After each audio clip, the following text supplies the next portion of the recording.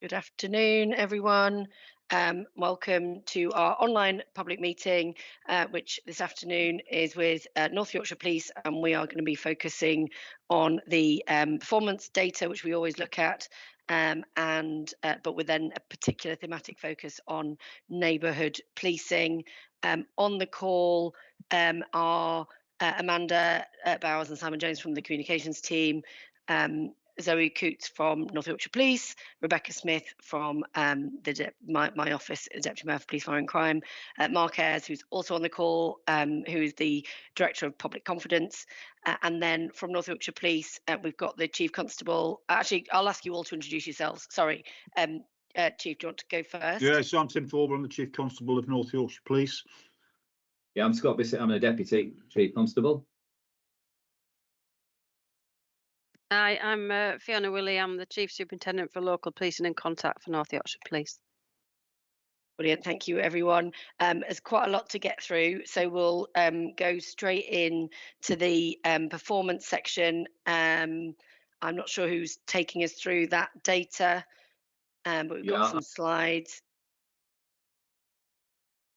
Brilliant, yeah, when you're ready.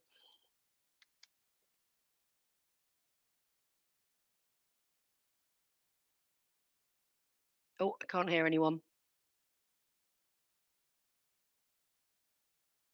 Scott, I think you're muted. Oh, there you go. I see. One of you needs to be unmuted. Yeah, thank you. That's it. Right. So on this slide, so this is the slide that people who've watched the OPM before will be familiar with.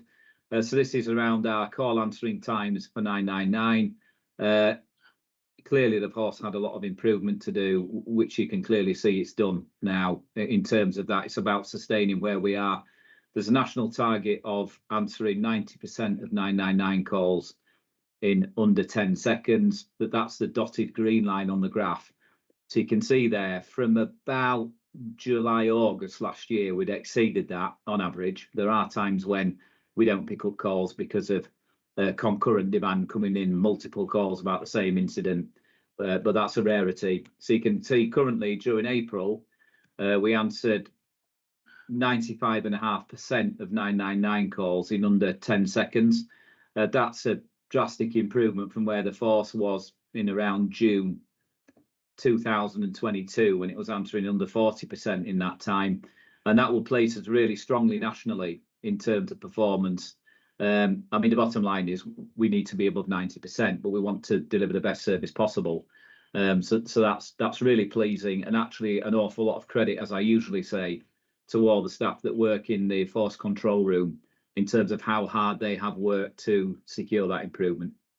Yeah, that was my main takeaway from that slide as well, was just to make sure that we were passing on our thanks to the staff and those in the control room for their kind of hard work that will have had to go into getting those response times to that level. I mean, are there any? Can it get any better than this? I mean, what's the kind of? Or are we just kind of trying to keep it in that above 90% space now?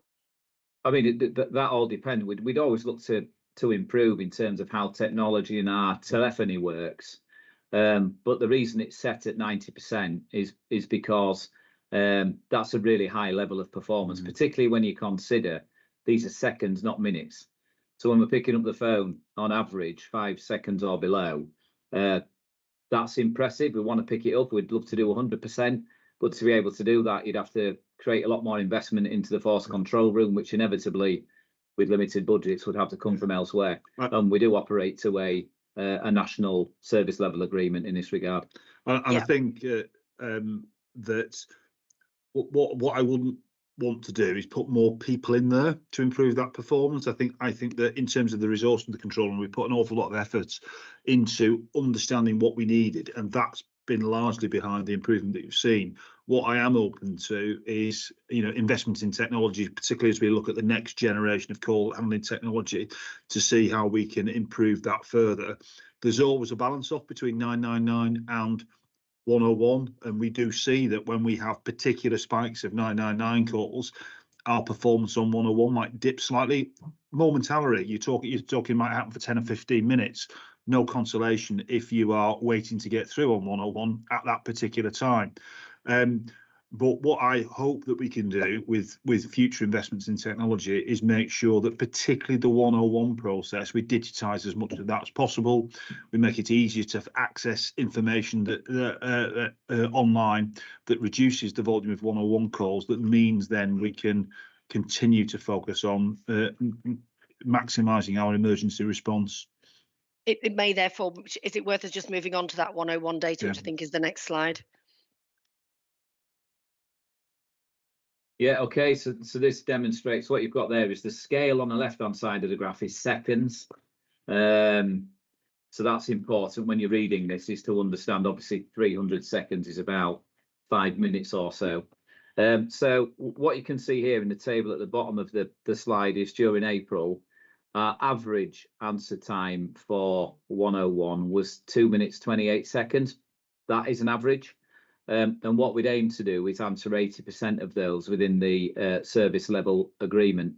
Important to note that, again, this was an enduring sense of frustration with the public of City of York and North Yorkshire, particularly 2 or 3 years ago, with how long it took to answer 101 calls. And we used to have a very high abandonment rate.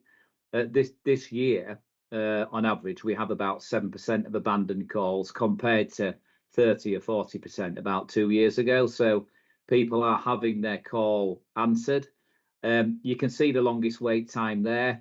We do have a number of options on the line when people ring for 101. So the one we try and encourage people to use is the callback one. So that's no different to when people might ring commercial companies, where you can place yourself in a queue and you'll get a call back. That's a reliable system for us.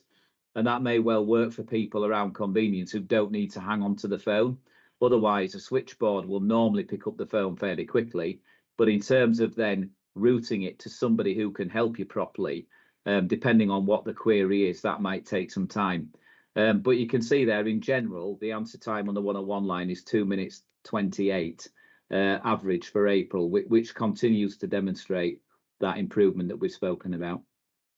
That's great. And are there particular times of day or times in the week that are a particular challenge in terms of either because of the demand for, on the emergency number, or just other things like, I don't know, when people come onto shift or that kind of thing, whether that causes particular kind of challenges in the control room? Yeah, well, we will always prioritise emergency calls.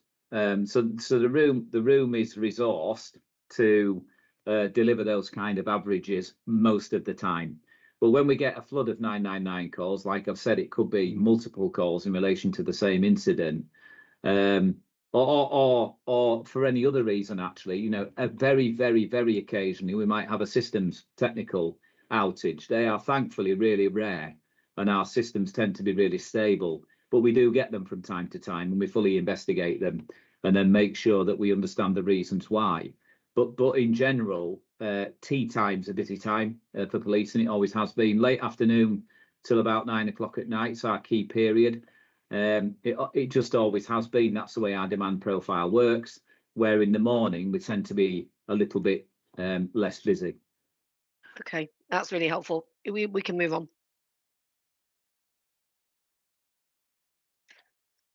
Okay, so the first 2 slides are about how quickly our force control room pick up the phone. This one is about how quickly we respond and we actually get a physical resource to an incident. So we have 3 types of incident grading in North Yorkshire. Because we've got a county that's very different in terms of urban and rural, we have a 15-minute urban response time to emergencies and a 20-minute rural. And we also have a priority response time where we want to get to call within the hour. And our service level agreements, if you like, our targets to answer those calls are 80% on each one.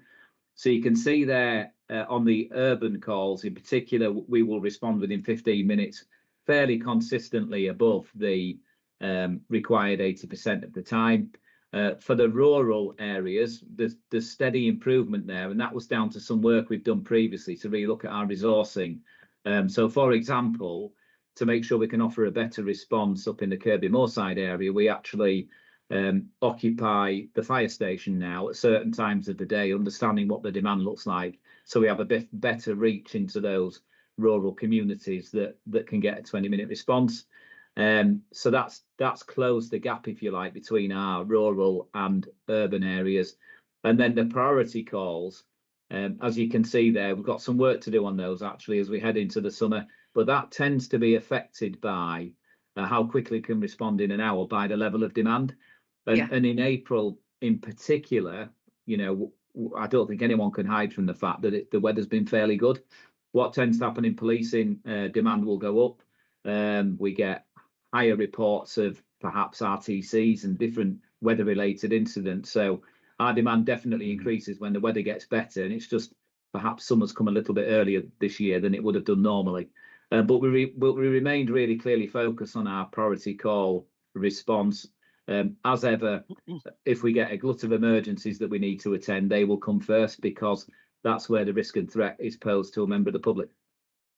Great, thank you. Just one thing that I think is in a later slide about the overall crime rate is down nearly 7%. I just wonder whether there was what that means in terms of what people should expect from this slide. Just if there's a way of interpreting those two things, whether there is a relation or maybe there isn't. It's complex. It depends how crime's reported. It depends how we choose to respond to that crime report. It depends on a whole host of different measures. I mean, ultimately, what you might think is that there isn't always a direct correlation between incident and crime data. So, for example, when the weather tends to be warm, your reports of antisocial behaviour can go up. That doesn't necessarily mean that they translate into a crime. So it's a complex picture. I think, though, what I'd add to it is response times are important when a crime has happened, particularly when it's a burglary or a robbery or something like that. Getting there in short order maximises the opportunity of apprehending the offender, maximises the opportunity of undertaking an effective investigation. We do that. As you know, our arrests are up over the course of the last 12 months. Our detection rates are up.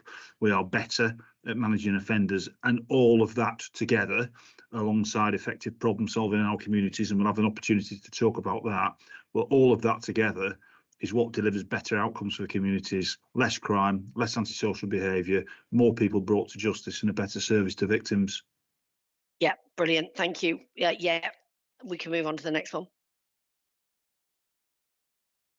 Okay, so we've mentioned antisocial behaviour. So this really takes us up to the end of April. So just the beginning of last month, so over a 12-month period since the beginning of May last year. And you can see there reductions in reports in the city of York of around 17%. Just a slight increase in the Coast Command, and that's due to April in particular. So prior to that, we were demonstrating a reduction. That's probably got something to do with the weather during April and how busy Scarborough and different resorts by the seaside can be. Just more people there, more people out and about, busier nighttime economy. And then the County Command too are showing a reduction of about 16.5% over the same period last year. So that's around 12% less incidents this year compared to the previous year.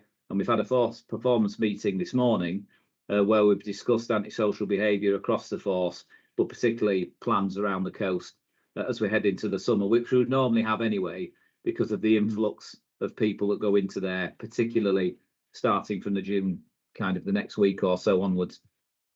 If the weather continues. If the weather continues.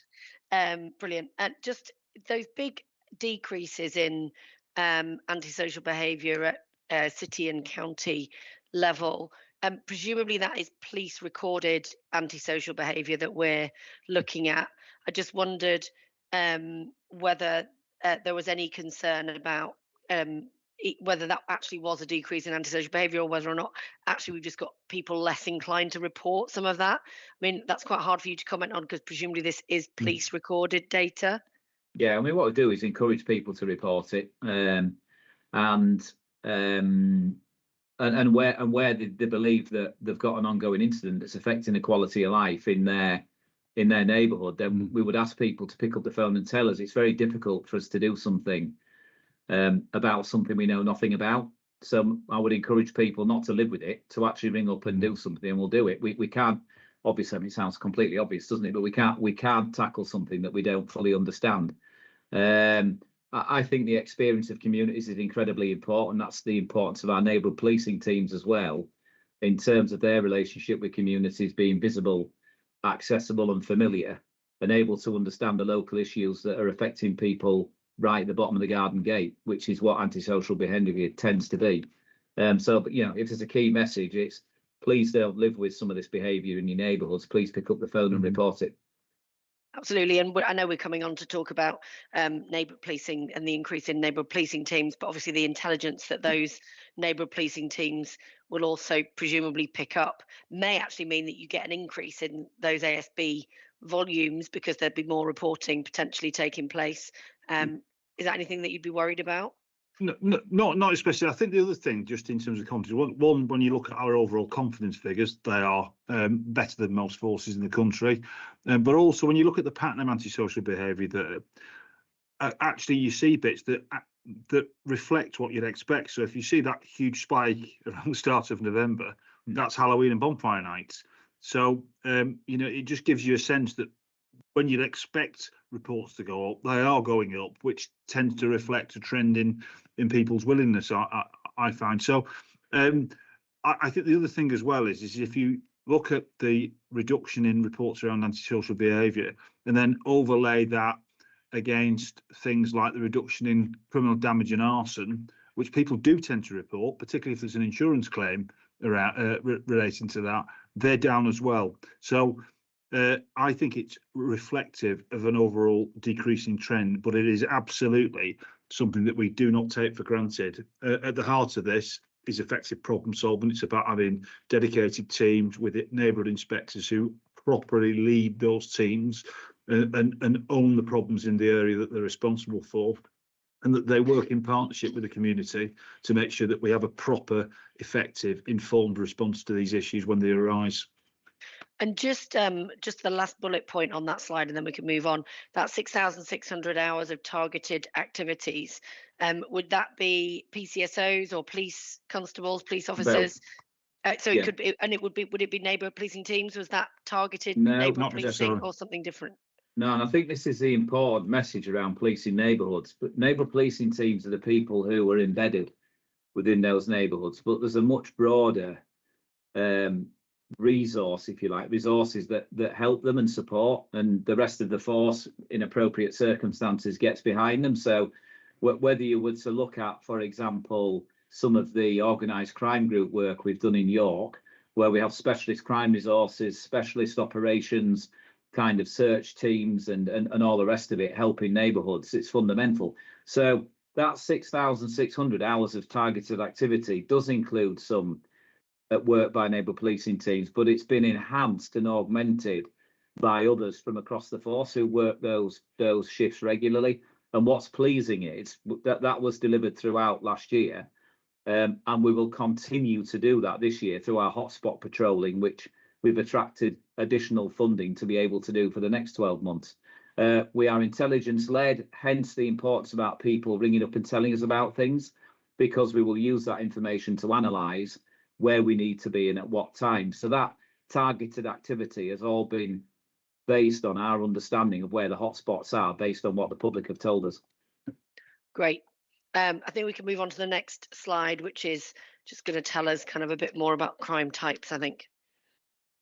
Yeah, so again, if we just make sure we look at the dates on this, this is a 12-month rolling period until the end of last month, so essentially about 2 weeks ago. So what we can see there in the top table are the different crime types. Green means that crime has fallen, reported crime has fallen. Red means that we've seen an increase in crime. So if I just pick up some notable reductions: burglary, vehicle offences, theft from the person, and bicycle theft last year reducing. However, there are some key crime types that have increased, 15% up on possession of weapons, but that's been predominantly down to proactive work. I already mentioned some of the work going on in our clear hole build organised crime group areas of the force, and many of those additional offences are because the police have stopped searching people and finding them. And then the shoplifting one, everybody knows what the national picture is around shoplifting and retail theft and the focus around that.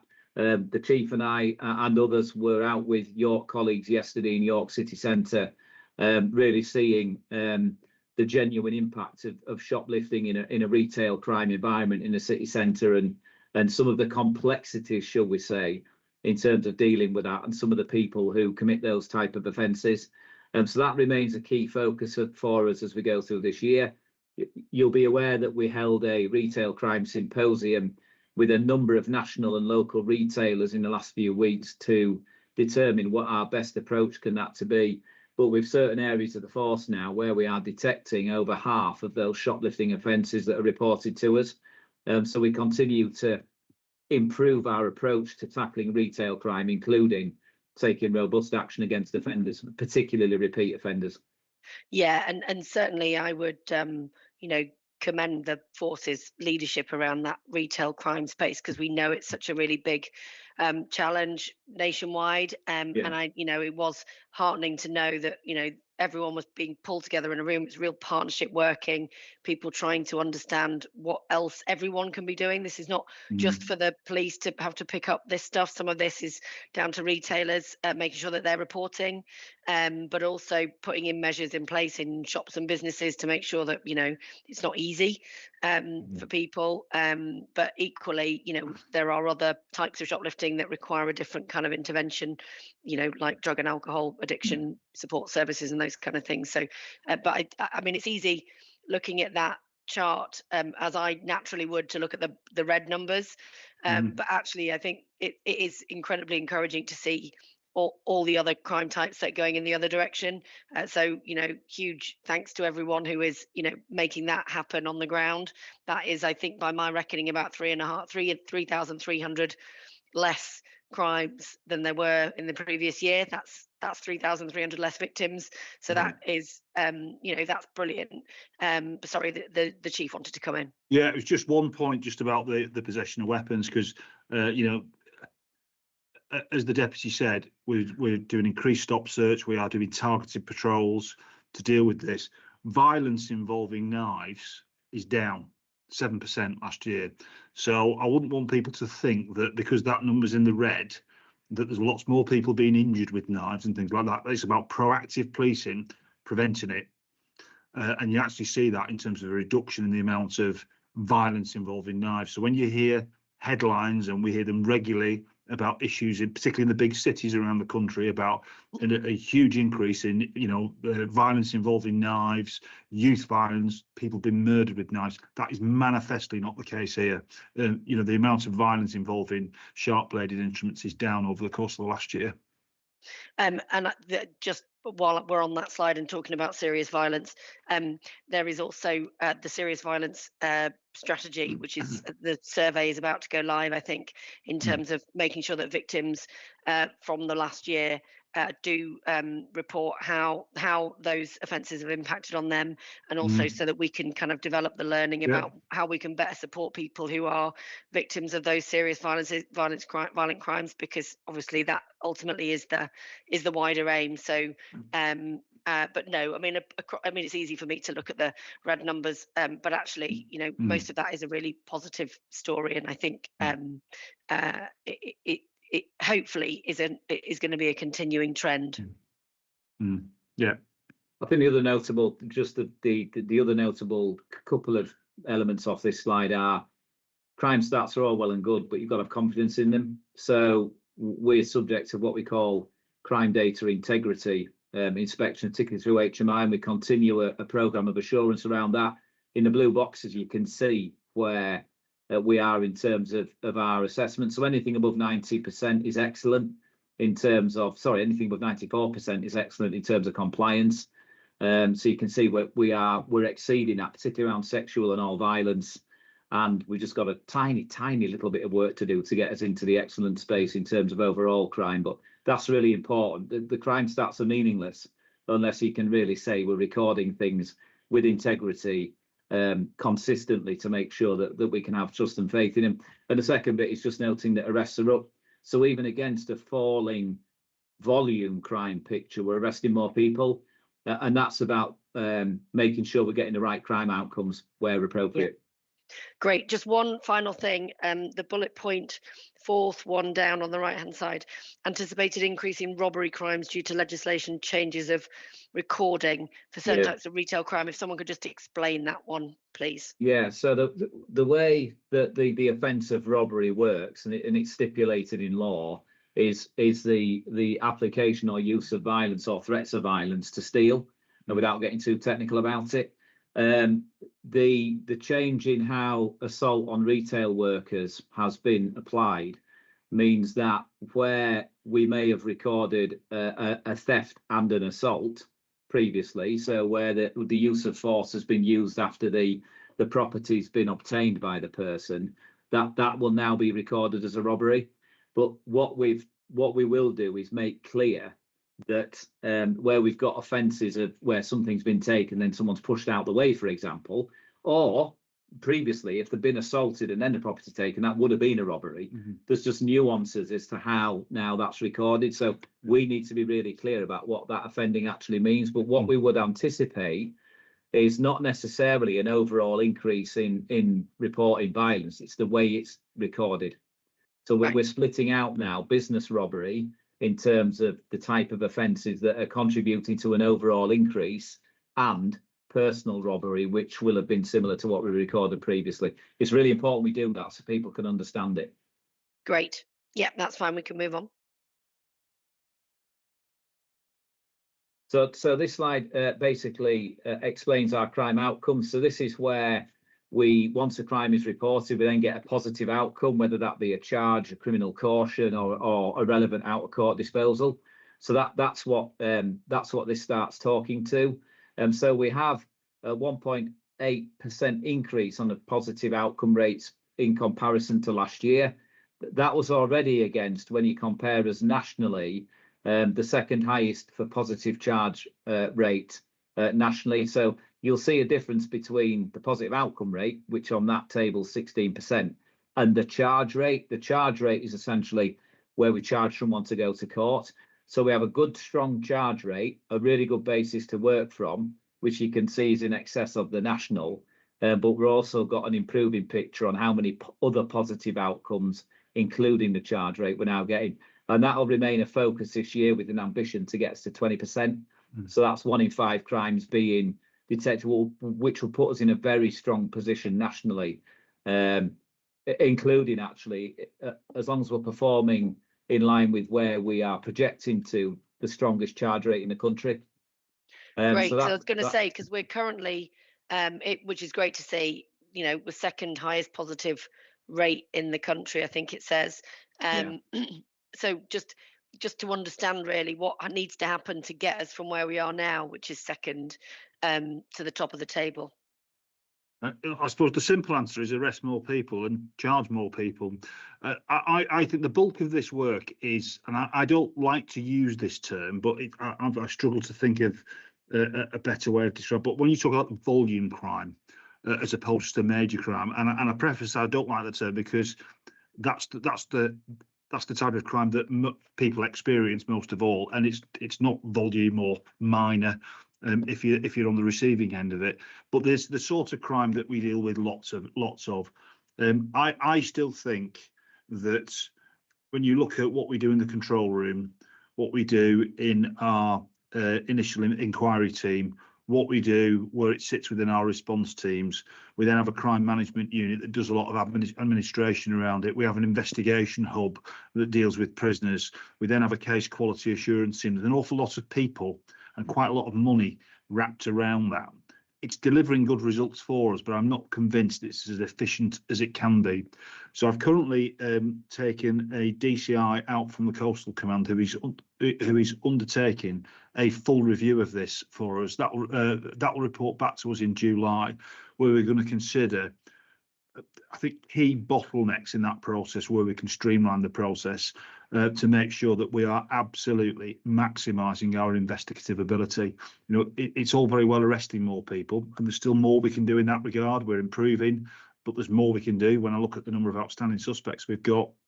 But it's then making sure that you deal with crime, I wouldn't say as quickly as possible, but in an appropriate, efficient way that maximises the chances of getting a positive outcome. Yeah, and The I would other thing say, yeah, go on. I was I've just going to say it's all key to public confidence ultimately, because the more people you're arresting, the more people see being arrested.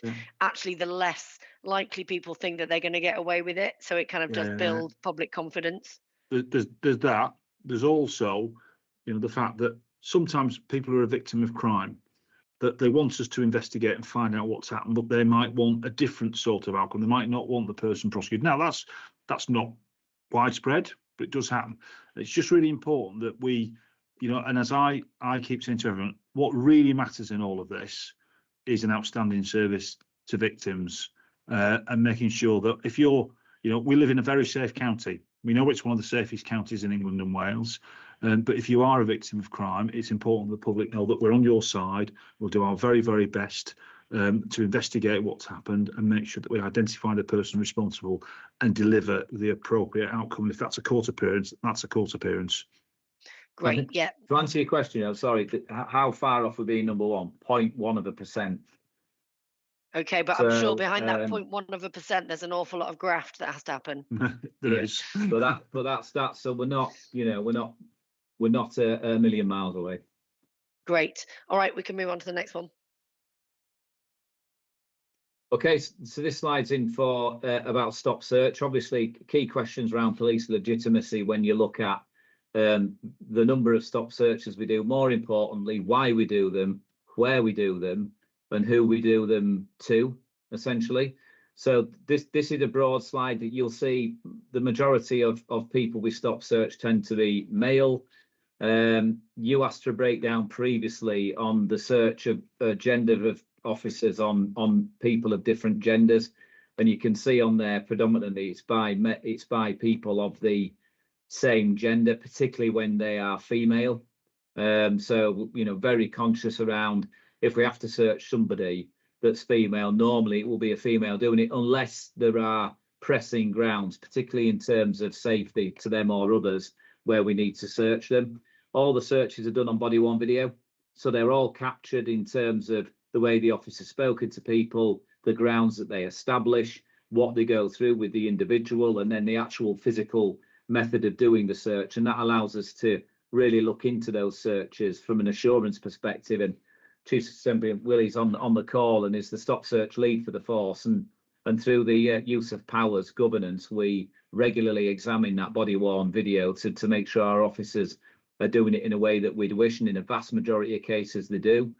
And then the other point is the way that we establish grounds and record it.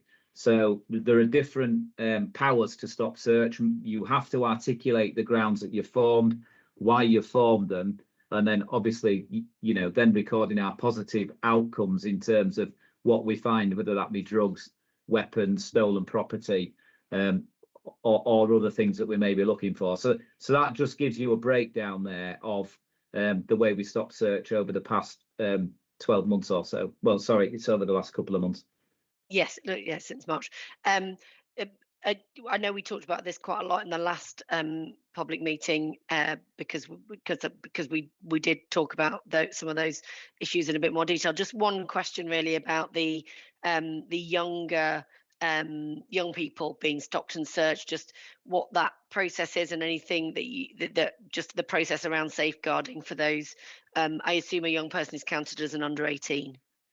Yeah, they are. I mean, if we find people on the street, we've got grounds to search, and then we'll search them.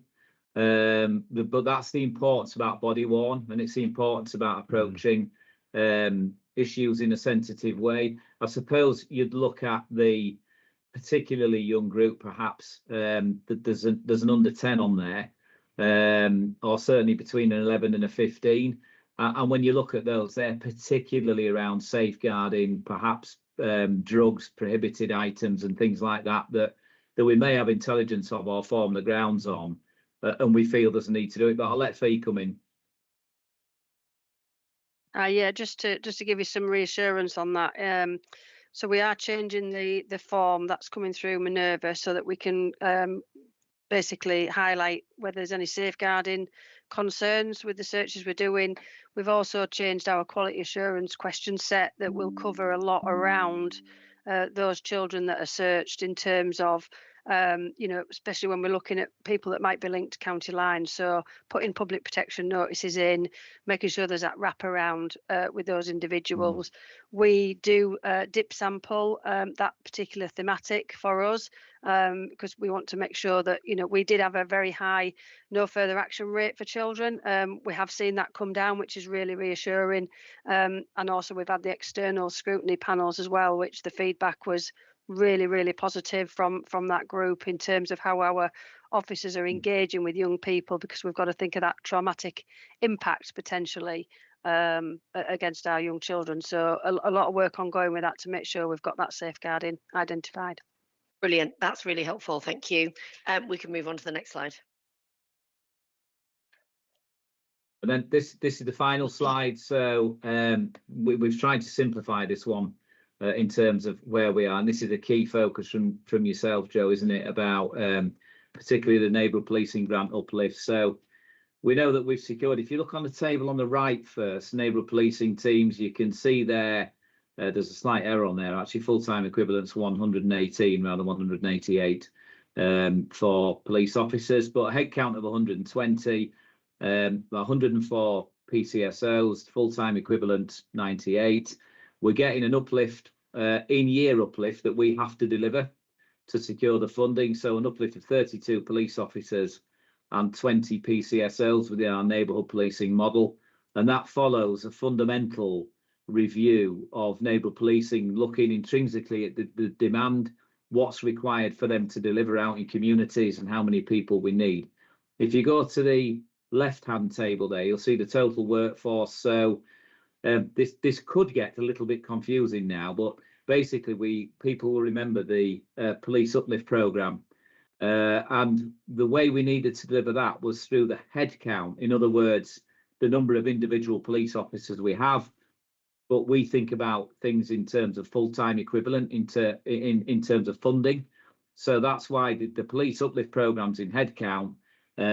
Whereas we think about numbers of, if you like, full-time equivalents going into our functions.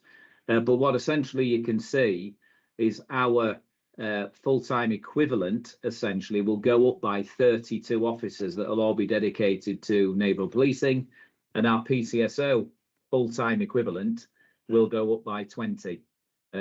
So that's essentially what that slide describes. What that means for North Yorkshire Police is we will have 1,676 full-time equivalent police officers once we've delivered the neighbourhood policing grant uplift in year. But really important, we don't forget about other colleagues in force. So we have 86 special constables. We're just going through a programme of realigning a number of those into neighbourhood policing.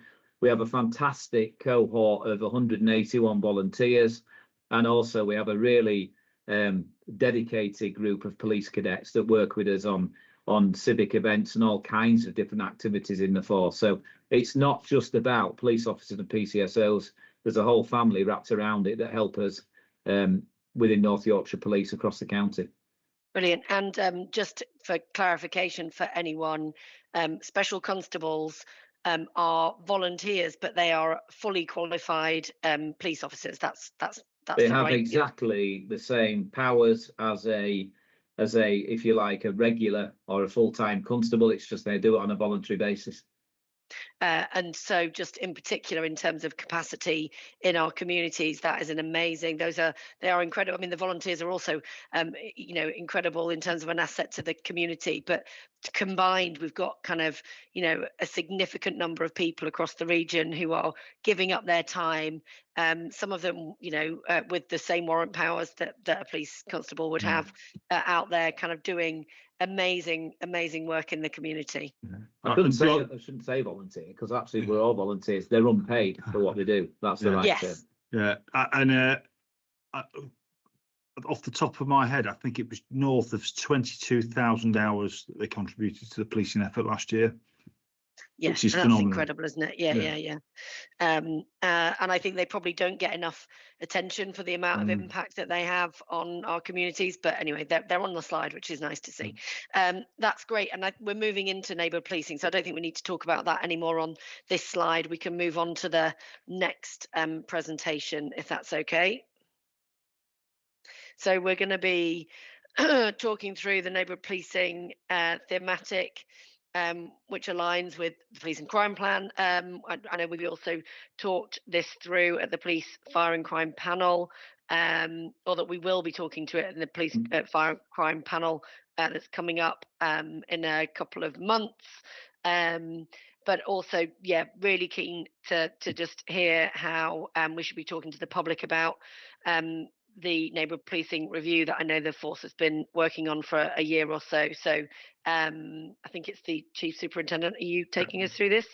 Yeah, please come and talk to that. Great. Yep. Okay, thank you very much. Next slide then, please. So just headline figures really for information. So obviously we looked at the review. It was really important to understand the demand that was going into neighbourhood policing.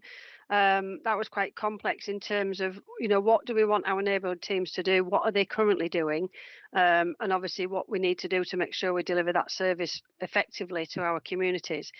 So in June 24, we did various things. We did a time and motion survey that took place. We did an external survey to members of the public, councillors, key stakeholders, which we had a really good uptake of, actually, that gave us some real insight information about what the public actually want their neighbourhood policing teams to do. We had obviously internal stakeholder engagements because it was important to involve the workforce in what we were doing and obviously get their views and opinion. That included the focus groups as well. And so from that, we obviously had a very large list of tasks, which, again, through a really robust process using the ward index, the harm ward index, also the key performance framework from the College of Policing, and also professional judgment to really understand what it is that we want our neighbourhood policing officers to deliver. And so, again, just to sort of note here, and the big thank you to everybody that was part of that, because it wasn't an easy task to do, but we got there in the end.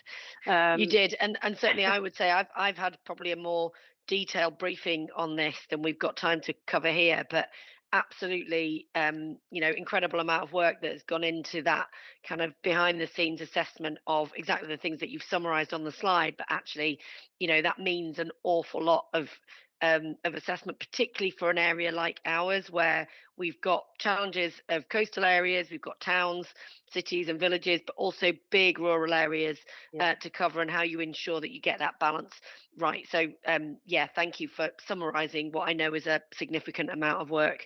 And I think the Chief wants to just come in before we move on. I think, Joe, the other point I want to make, and I was really clear about this when I became the Chief Constable, is neighbourhood policing at its best is not something that's done to communities, it's done with communities. And that's why when we set about this review, actually spending some time trying to find out what it was people wanted us to do. We can't do everything. One of the challenges I've found coming here as the Chief Constable compared to other places that I've worked is 3,300 square miles. Despite the very welcome uplift, 1,673 police officers across 3,300 miles is a very, very, very big area to cover. So making sure that we focus our resources on the things that matter most to people, and then apply those principles around engagement, problem solving, targeted activity. That's how you build the foundation of effective neighbourhood policing. And it's not just about the numbers, it's about what you do with them. Yeah, brilliant. Yeah, couldn't agree more. And I didn't include it in here, but if you want it shown later, the survey results were very, the top 5 was very much around that proactivity, high visibility patrols, arresting offenders, working on those, organised crime groups, and that real visible presence of police and that targeted activity, which was really key from what the public came out with. Yeah, I mean, obviously, if it's stuff that we can share in the public domain, it would be great to be able to do that. Again, partly because people will have participated in this process, and it's useful to share that information back to people. Yeah, we can move on though to the next one. Yeah, I'll get that to you. So next slide, please. So obviously, a result of the review, this just sort of highlights the numbers. So the green is obviously where we were before, and what the grant uplift has actually been able to give us. So obviously where you see, so for county, for example, obviously they had 32 PCs and 40 PCSOs previously. We've been able to uplift that to 47 and 52. Now that's obviously for the county. You will then see that broken down. So when we get the new website goes live on Tuesday, which will help the public basically see who their dedicated officers are for their beat areas and things. So obviously that will break down into more detail, but these were just the headline figures for each of the broken down commands.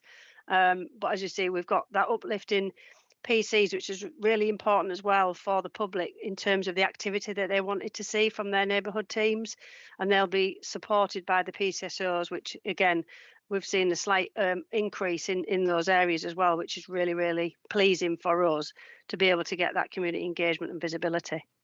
Brilliant. Yeah, no, I mean, I think I know we've got some questions on this coming up, but those individual areas are one of the things that I know the public are really keen to understand. Everyone, people are really pleased. Certainly the feedback I've had, people are really pleased about the review. They're really pleased about the increased numbers, but actually what they really want to know is what it means for where they live. So who's mine? Yes, exactly. Yeah. So just being able to translate some of Yeah. that. And what I will say is the public, that's going up on Tuesday, is it? Yeah, so it should go live Tuesday, and then what they might find is that they might have somebody that's covering a couple of areas or 2 or 3 at the minute, because obviously we haven't got the full uplift in, but obviously over time they will start to see who theirs are, but everyone will have an area, whether they're covering 2, 3 or 4 areas at the moment until we get that uplift in. Brilliant.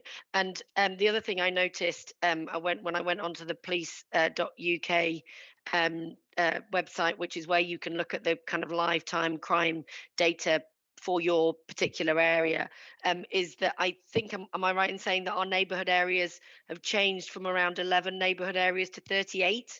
So we've now got much smaller neighbourhood areas that these policing teams will be covering. Is that assessment right? So sorry, go on, boss. So I thought just that we've still got 11 neighbourhood inspectors. It is really important that a neighbourhood team is led by an inspector that has some sergeants, some constables, and some PCSOs, and that remains at 11 and the same geographical areas that they have before.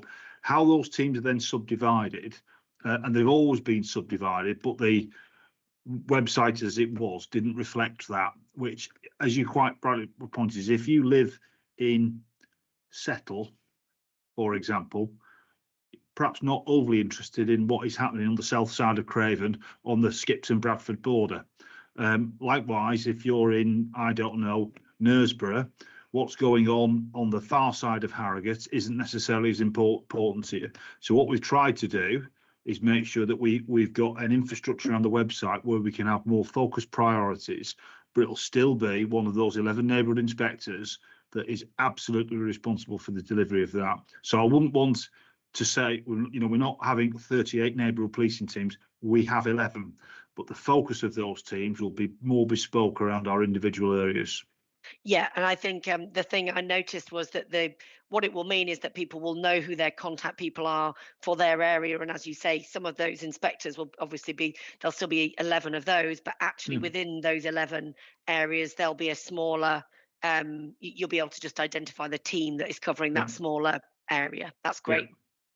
And I just so that people are clear, in Scarborough and Rydale, the 0.68 of a PCSO, I assume that's you measuring in full-time equivalents, is it?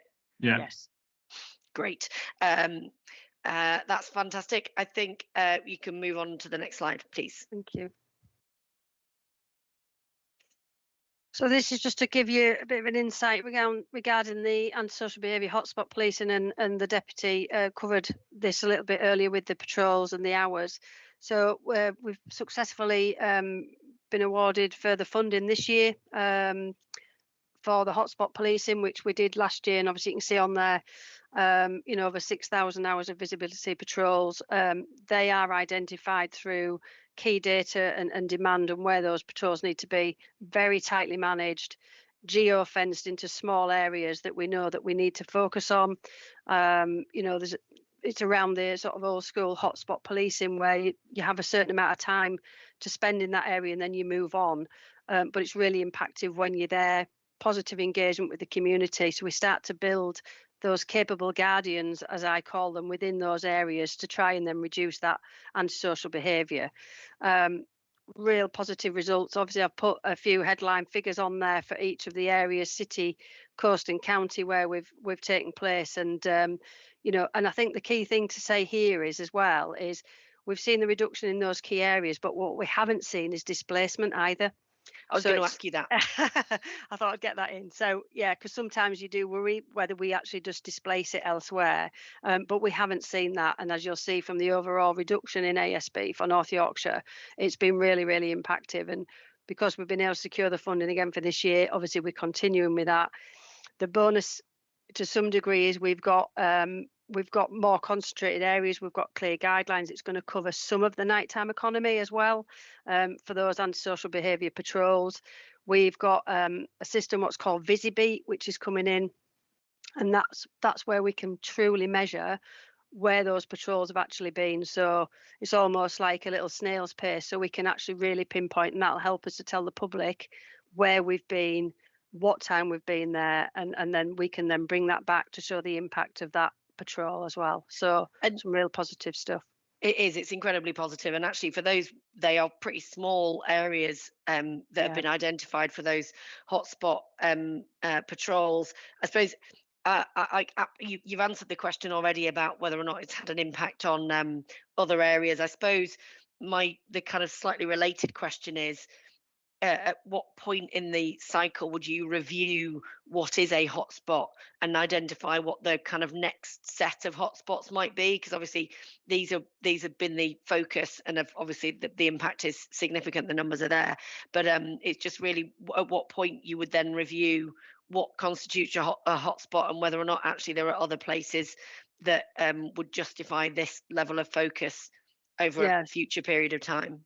So we've rerun the data again now for this financial year, which has given us some slightly different areas to focus on. So through our business insight team, that gets run so that we can then focus. So that will be done for at least 6 months, and then we'll review it again. But some of those areas may well be repeated just because of the, how they're set up, and we've not solved it all. But again, we've got the new areas that's been rerun since we got the funding again for April. Brilliant. Yeah, that's fantastic. And it just reiterates the importance of people reporting.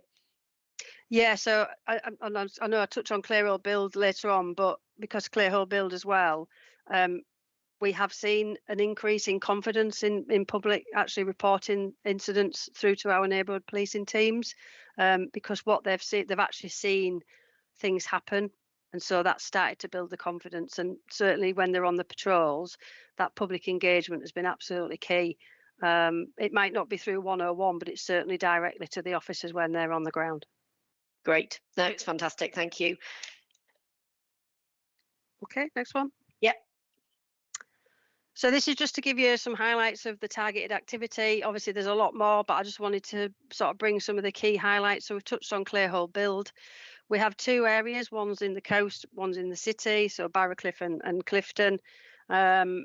These are not quick wins, if that's fair to say. These are a long term sort of problem solving approach that's done with many stakeholders, and of course the communities that are actually living there as well. Some real headline figures certainly from coast, 50 arrests since Clearhold Build started in Barracliff, 920 pieces of particular intelligence that's come through, which has then helped us be able to act on that, leading to a number of warrants. We've had 2 properties that have been closed, because of the impact that it's had on the community, and obviously the partnership work there has helped us actually remove that problem from that estate. we've had 2,800 dedicated patrol hours. So again, very similar to the hotspot policing, but really bespoke to that Clayhole build project, and very similarly in Clifton. That's still ongoing. Clifton, I believe that we're in the build phase now. It's really been positively received by the community there. Sergeant Stu Henderson, who was the sergeant that's overrun it there, has been really well received, and the public have given us so much information, particularly with the county lines and the cocooning. So we've been able to safeguard a lot of people within that area, which, that's what it's about. It's about safeguarding those victims and building the communities. So real success stories at the minute with them, and making those communities feel safer. So I think overall that's the aim. Yeah.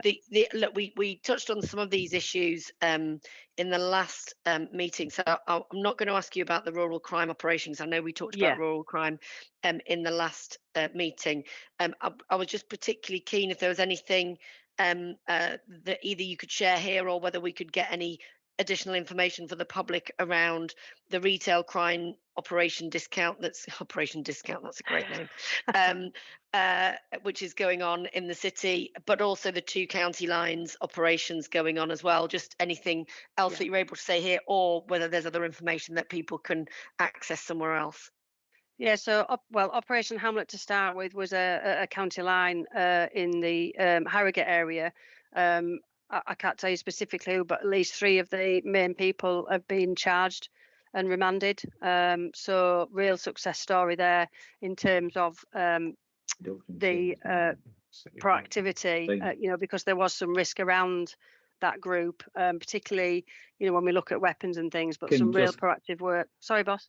Yeah, no, it's fine. Fine, just go ahead. So Hamlet was one running into Harrogate, basically, wasn't it? Yes. And particularly with a West Yorkshire flavour to it, shall we say, which was resulting in crimes of serious violence. So when you look at some of the reduction in serious violence in Harrogate, even just this year, were 12 or 13% reduced versus the same time last year. So these just aren't abstract operations where organised crime groups are operating behind closed doors, just moving packages around. This has real impact in the public environment. So it's really taking that complex crime investigation and intelligence and then translating it to street level policing activity and enforcement, which has resulted in the dismantling of county lines and then the imprisonment of some quite significant offenders who cause a lot of antisocial behaviour and serious crime. So that was a Hamlet one. That continues. The nature of criminality is you take somebody out and someone else comes in. So we need to be remaining resilient. Tight and brilliant bit of work across down in York. Yeah, which I think we were in York yesterday with the chief. We're out in the city centre, and we've got a good briefing on tight. And I think that's up to about 130 arrests now, focused on county lines in the city. That's only been running since January in earnest, with huge amount of intelligence work done in the background. So you will see communities feeling the impact of that have been affected by it over time. So that they're complex investigations and investigations they are.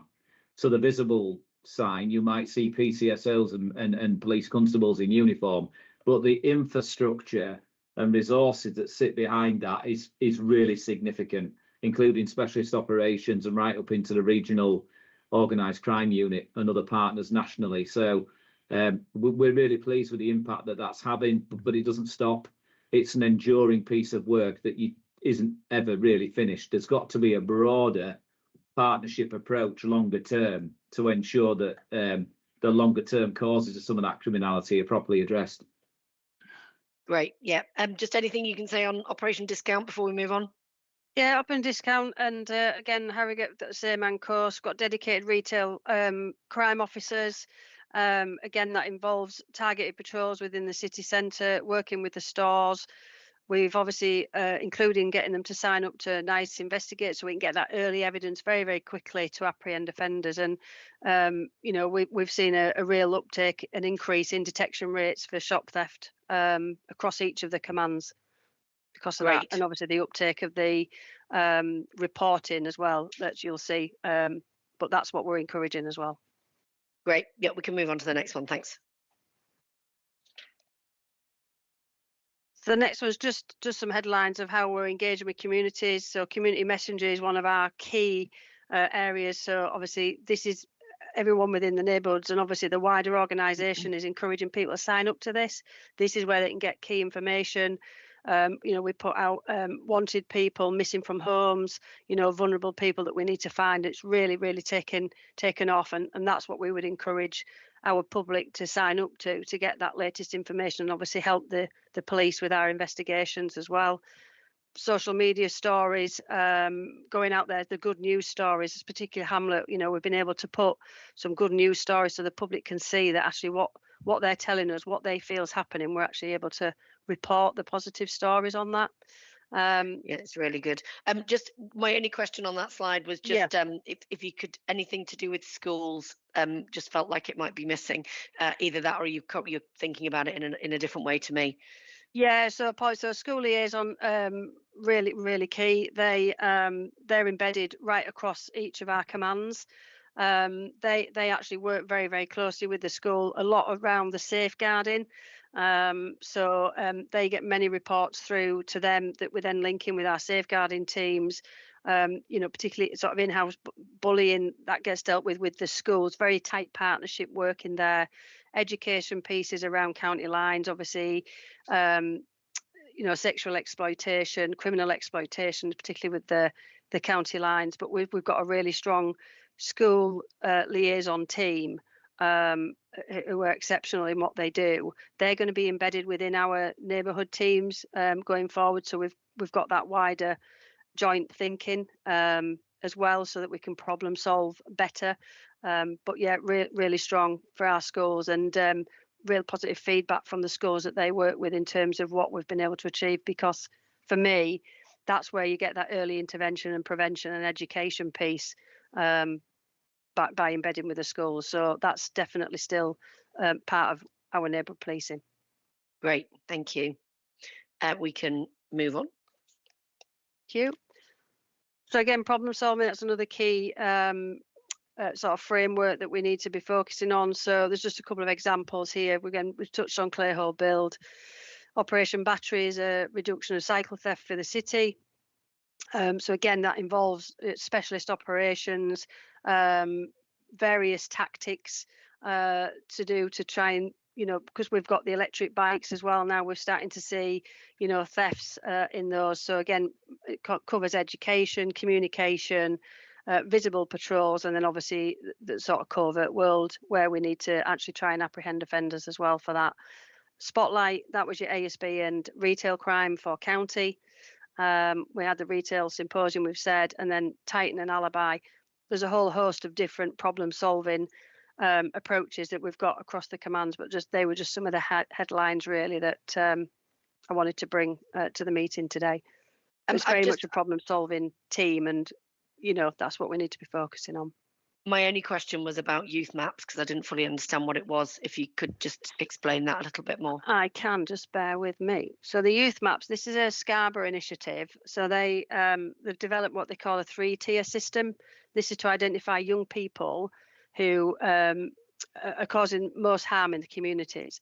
But obviously it's also looking at why they're causing that harm. So there's a whole safeguarding wraparound with them as well, because of the vulnerabilities. So if they come to the attention of the police, it's looking at how we can divert them away from that antisocial behaviour or crime.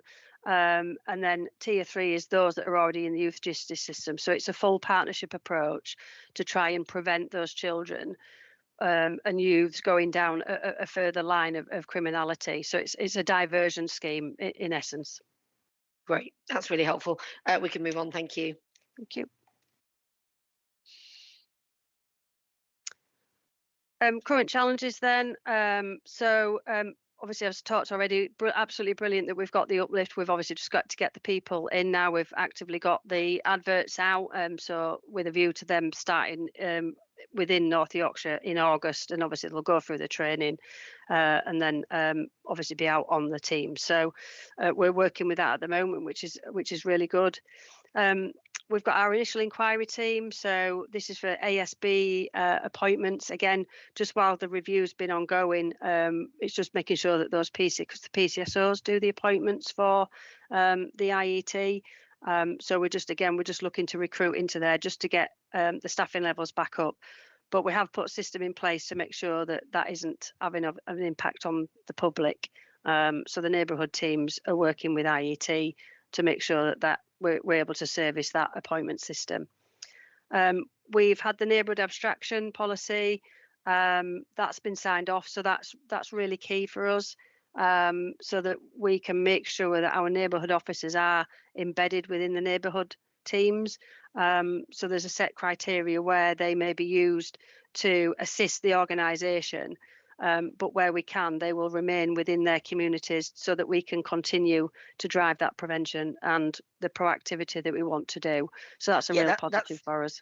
And it is something that people raise a lot, which is, you know, are people just going to get pulled into something else? And it's obviously not saying that never happens. But it is useful to just know that you know, you're reflecting on that concern that the public have. And obviously it's not, you know, it's not a black and white issue, is it? It's just one of those things that actually, where possible, you'll keep people in the neighbourhoods. I assume that's what that means. That it's absolutely, it's exactly that. Yeah. Cross-border criminality, which you'll obviously be aware of, certainly, you know, when we're looking at Harrogate, certainly, you know, York, when we look at our county lines when they're coming in, you know, so working closely with our other forces as well to try and prevent that, really. So that problem-solving approach and that early intervention is key, to try and sort of say, you know, North Yorkshire is not a place where you can operate, and that's the mentality that we want to create, so that we create that safe space for people. And technology, as everything, you know, we want to advance as quick as possible and be as efficient, as effective as we can. But, you know, we have limitations, but it is our aspiration to have that technology to help us, as the Chief alluded to earlier. Did you want to come in? I did, please, if I can. So just a couple of bits. I'll just touch on the neighbourhood abstraction, but points. It is absolutely our focus to make sure that neighbourhood policing means neighbourhood policing, and that they are engaged on proper engagement, targeted activity and problem solving in communities. However, there's always a caveat to that, because one of the things I have to balance as the Chief Constable is I have to deliver the strategic policing requirements. I have to have regard to your police and crime plan, and I have to deal with the risk, threat and harm that comes through the door on a daily basis. You know, there's always got to be some element of flexibility around that. But this is about one team working together. So it's not just response and neighbourhoods. There's all my investigation teams, there's our specialist operations, and we absolutely do our very best on a day-by-day basis. We have a very focused tasking process to make sure that we can deal with all these priorities within the resource envelope that we've got. The cross-border criminality issue, that is an issue in North Yorkshire. You know, we border, I think it's by about 7 different police forces. We have some major metropolitan areas that suffer from significant organised crime around us. You know, we are determined to deal with that. So some of that is about how do we improve some of our technology around ANPR and our ability to be able to focus in particularly on the strategic road network as an enabler of crime. But it's also about making sure that we maintain really high detection rates, because I want a very, very clear message that North Yorkshire is a hostile place for cross-border criminals. And if you come here, the chances of you getting caught are significantly higher than they are in our surrounding forces. So we will continue to drive that home as we move forward. And as I say, technology, what I want, one of the key themes of focus for the force over the course of the next year, to build on the good work we've done in the last year, is about utilising technology to make our organisation more productive. The development of a mobile platform, development of technology to make that journey of the victim through the investigative process more efficient and better for them. Making sure that we maximise the use of things like rapid video response for things that the public don't really want us to have to come out, but we might have to use rapid video response where it's appropriate to do so, to make sure that we've got more capacity to put into preventative policing in neighbourhoods, and we can respond quicker to those incidents that we need to. So there's lots to do. But we are very, very enthusiastic, confident that we can continue to build on the successes of last year and continue to drive down crime, and to continue to make sure that the public of York and North Yorkshire have got a police service that they can be proud of. Brilliant. Yeah, that's great. I don't have any more questions on that one. We've touched on this already, but just obviously the investment, we've got chief inspectors for each neighbourhood area now, which is absolutely key to driving the work that we want to do. We've got the defined framework, obviously we've got the 7 pillars from the College of Policing. We'll touch on, the neighbourhood policing guarantee, has 7 key areas, but they do overlap. So we're obviously just working on that now. So that launches, and then there's the summer policing plan. So they're all interlinked, and we've got a plan to actually deliver that over the next few weeks, which is really good. Obviously problem solving, we've got the hotspot funding, which is good, neighbourhood abstraction, and then the use of Arkuma, which, forgive me, I don't know too much detail, but basically that allows us to share information effectively with the local authority, so that we've all got the same information, and that we can then have that informed view of how we're going to tackle a particular issue. So that's been really beneficial for the neighbourhood teams and the community safety hubs. And I would imagine, just in terms of that partnership working between the police and local authority colleagues, I don't know if there's anything, is it just a platform? Is that what it is? Is it a particular way of working? What is Arkuma? Yeah, it is. It's just a platform. So we have different systems. They have a system, but it basically allows us to share that information between the two services. Whereas before, we'd have some information, they'd have some. We're able to get that fully informed picture now because we have access. But it's a sharing platform, basically. Great. Okay, brilliant. We can move on. So what's next? Obviously, I've just touched on there the neighbourhood policing guarantee. So again, that is now coming. That's the focus that we are working on as a force. So it touches on what we're doing already. So putting police officers back on the beat. So making sure that the local policing teams in every area carrying out those intelligence-led patrols. Looking at town centres in particularly, and those high streets, ASB, retail crime, nighttime economy, looking at community-led. So we talked about having the officers named on that website so everybody knows who their officers are. Looking at crackdown on social behaviour, which it links into the hotspot policing patrols. And then obviously that safer town centre. So that's what we're working on now. We've got an ASB action plan being worked through. We've got delivery plan for retail crime, delivery plan for nighttime economy, and the ASB one is getting developed as we speak. So they're all starting to be going throughout the summer. We've got a neighbourhood focus day tomorrow, which is with all the chief inspectors, the superintendents, to really go through this in fine detail so that everybody knows exactly what it is that we're going to deliver over the next 6 months, particularly for the neighbourhood guarantee. We've got electric cycle pilot, which we're just working on with our rural nature. It'd be good for obviously our PCSOs. We've also heard from other forces that they've started to see an increase in youth using electric bikes, so obviously it'd be good to match them. And so is the idea that they could work so that will be PCSOs that would be using them? PCSOs, neighbourhood police officers, within key areas. So it'd be started as a pilot to start with, just to check what that effectiveness, because obviously it's another way of working, and we need to make sure that we've got the best and most efficient use of those bikes to help us to police the communities. I mean, they're absolutely superb way to actually get out and about, and whether it's apprehending offenders, liaising with the public, that visibility, there's a whole host of benefits of those electric bikes. Yeah. Chief wants to come in. Yeah, so just to pick up on some of the points Fee made, the the delivery of the neighbourhood policing guarantee is something that we are resolutely focused on. And actually what you've got here is things align. You've got a government uplift aligning just as we've finished the neighbourhood policing review.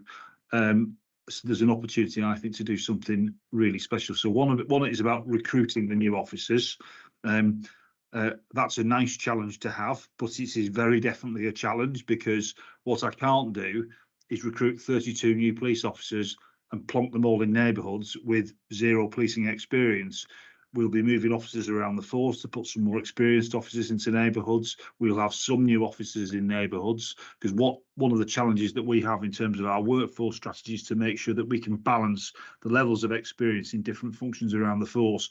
Otherwise, they'd fall over. So that just gives you some idea of the complications of the task.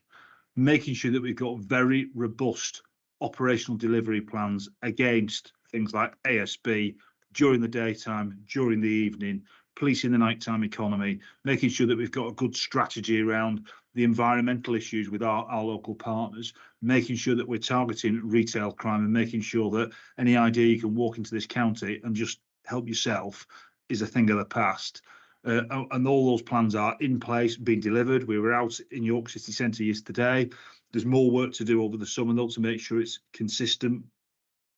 And the main thing is about making sure that we take the public with us on that journey. So making sure that our communication channels are really robust. Part of that is the website, named officer, understanding who you contact and who's delivering what.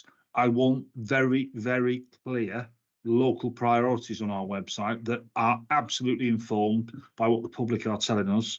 I want clear evidence of what we're doing in terms of a plan and clear results, so the public can see what we've done, and we start to mention that, because that's what builds confidence. It's about seeing that they've raised something with us, we've undertaken something tangible, and we've delivered a positive outcome for the community. As part of that visibility, though, one of the things that I've asked to be done is to review our fleet. People talk a lot about wanting to see police officers on foot, and no one's a greater fan of that than me. And as I say, myself and the Deputy Chief Constable are out on foot in the city centre yesterday, talking to the community and dealing with a few issues. But the reality is, in a 3,300 square miles, that's not always practical. I've got some police officers who are very fit, but they can't walk that far. So there's a bit about reviewing our fleet and thinking about, particularly our neighbourhoods, what's the right blend of vans, vehicles, potentially things like electric scooters and electric push bikes, and having a real good think about, well, what does it need to be in the future? Some of that links into our estate and our sustainability strategy and the electrical charging infrastructure that we need to build within our estate. But what I want is a comprehensive plan around that. And I think that neighbourhoods, because it's not a 24/7 function generally, there's a real opportunity to do something a bit different around that will make us more visible and engaging with the public. So that's probably just sums up the key areas. Great. Yeah, no, that's brilliant. And I think, have we got one more slide? It just covers the governance, just to give you that reassurance of how we make sure that we're holding people to account, holding ourselves to account, and making sure that we're delivering for the public. So individual performance meetings, how are people performing, what are they doing, what are the measures, looking at what are they in the right place when we're asking them to be there, that type of thing. Then the team performance meeting, so that overall accountability.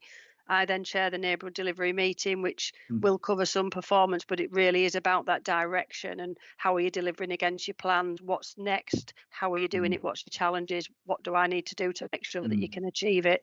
And then the force performance meeting to hold us overall in accountability, just to show those positive results, hopefully. Brilliant. Yep. And if I could just come in on the back of that, what I can assure you of is this. This has my personal focus. I talked about this when I was appointed Chief Constable, and I've been very clear about the importance of this. I don't get hung up on, I often get asked the question, what would you do if you had more police officers? The budget and the number of officers that we have available to us in this force is for others to decide. My job as the Chief Constable is to make sure that we do the very, very best with the resource envelope that I've got. And at the heart of that is about problem solving. It's about using an evidence base to actually deal with problems as they occur. One thing's for sure, if you don't do neighbourhood policing, if you don't do problem solving, all you end up doing is reacting to stuff, and then small problems become big problems. You see rises in crime, rises in demand that impacts on how people feel about where they live, work and travel to our communities. So this is not just a slogan. This is about real policing. It's about delivering for communities. We just had a bit of a move around of some of our neighbourhood inspectors to accompany this.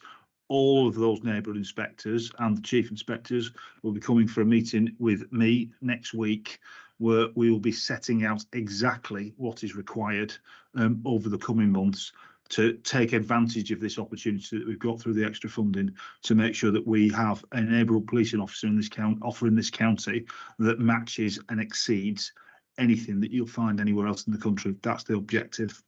It's great, and I think people will be reassured both by the fact it is fortunate that the uplift in funding has happened at the same time as the review, and the same time as it was already such a focus for the force. But it is something that I know people raise all the time.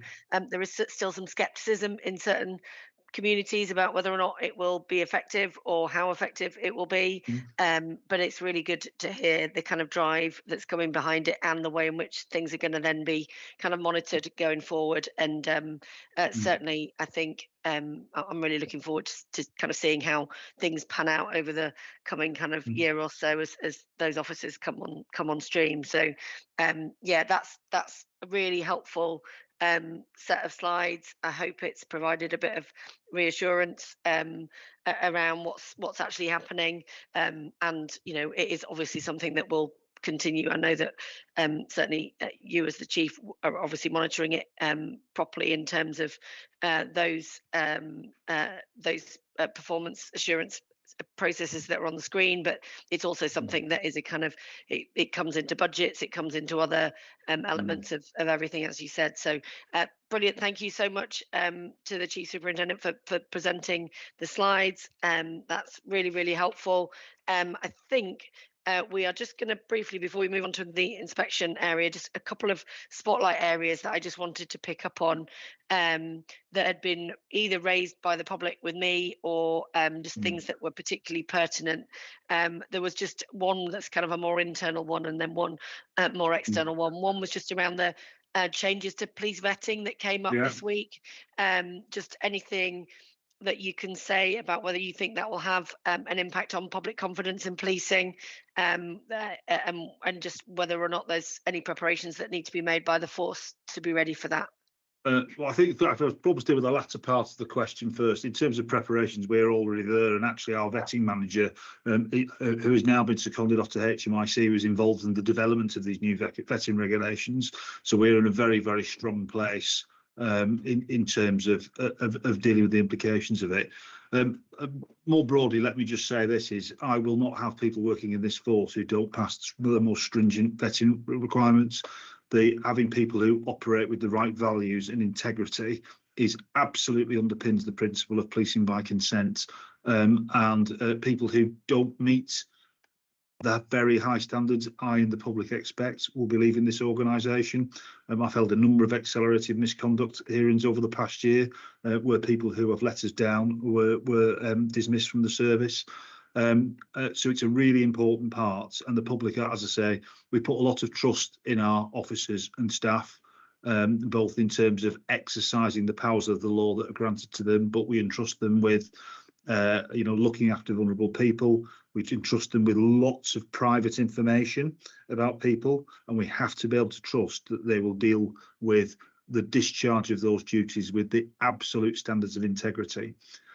We've also got to make sure that we've not got people who are vulnerable to corruption, and that's also an important part of vetting, that if people, because of whatever circumstances they find themselves in, are vulnerable to being corrupted, we either can't allow them to join the service or have to do it in such a way that we mitigate that vulnerability. So they're really, really important regulations, it's really, really important that I, as the Chief Constable, can make sure that people who work for this organisation have the highest standards, and that's exactly what we intend to do. Great, that's really helpful. And my only other question was, I was just going to ask about spiking, but particularly in a domestic abuse setting. So I just wondered what the recording is currently around spiking, whether or not we have got any. It may be something we can come back to people on separately, but just how it would currently be recorded. Would it be currently filed under a domestic abuse category? And just anything else that we should be looking at in terms of keeping vulnerable people safe. What I'd say is this: that spiking incidents get reported on my management log whenever they happen. They happen relatively rarely. I'll have to come back to you on the DA tagging, but certainly I'm struggling to recall one that's come in that I've been notified of personally where there's a domestic abuse. So what I'd say to you is this: is if you look from February 23 to April 2025, we recorded 162 incidents of spiking, which we recorded under Operation Leicester. A substance other than alcohol was found in just 9 of those cases, right? And that includes prescription drugs that you might order over the counter. So cases where people are injected or surreptitiously fed some sort of drug, such as Rohypnol, something like that, are incredibly rare, and it's important to remember that. Great, thank you. It might be something that I think Mark, who's on from my team, we ought to just check in with IDAS, who do the domestic abuse support service to victims, just to ensure that we haven't got a kind of data capturing issue.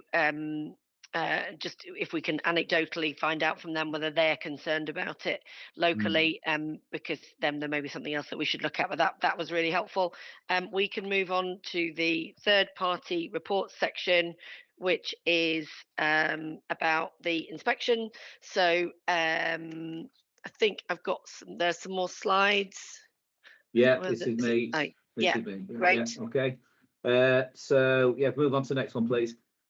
Just a reminder of the areas in which we have a third-party reporting, and it's not just HMIC FRS, it goes beyond that in terms of things like national super complaints, national thematic reports, and others. So the main bulk of inspection activity that HMIC FRS do is within the Peel Police Efficiency, Effectiveness and Legitimacy Programme.